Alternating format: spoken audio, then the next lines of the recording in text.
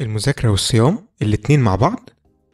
زي ما وعدناكم في فيديو قبل كده في فرجة هنديكم شوية نصايح هيساعدوكم على المذاكرة وانتم صايمين في رمضان. لو لسه مشوفتش الفيديو اللي فات شوفوا الأول من الكارد اللي فوق ده وارجع كمل الفيديو تاني.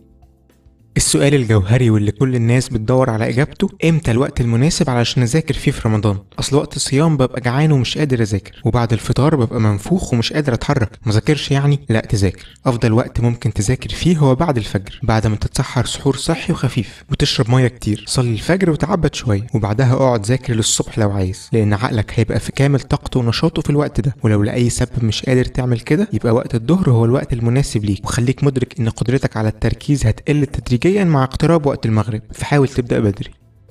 من الأخطاء الشائعة إننا بنلاقي ناس بتذاكر بعد الفطار على طول، الوقت اللي أغلب الدم اللي في جسمك بيروح فيه للمعدة علشان يهضم الأكل اللي أكلته على الفطار، والحال بيبقى أسوأ لو كنت متقل في الأكل حبتين. علشان كده استنى ساعتين على الأقل بعد الفطار قبل ما تبدأ في أي حاجة محتاجة مجهود ذهني. النوم العامل السحري للمذاكرة في رمضان. الصيام بطبيعة الحال بيرهق الجسم، فلازم تدي لجسمك أكتر من احتياجه العادي من النوم، بمعنى إنك لو بتنام 8 ساعات في المعتاد خليهم 9 ساعات في رمضان. الوقت اللي بتنام فيه بتوفر فيه الطاقة اللي في جسمك علشان تقدر تستخدمها لما تصحى، فلما يزيد عدد ساعات النوم الطاقة اللي هتبقى متوفرة هتكون أكبر.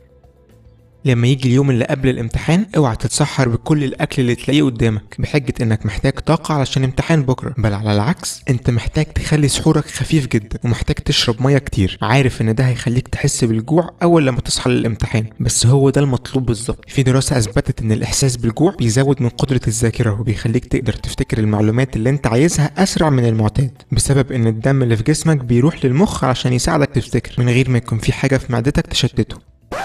ايه ده؟ ثواني، احنا ما قلنالكوش كل سنه وانتم طيبين بمناسبه الشهر الكريم. كل سنه وانتم طيبين، رمضان كريم وعقبال كل سنه وانتم احلى اصدقاء على الكوكب. شير ولايك والحاجات الجميله دي بقى. اشوفكم الفيديو الجاي.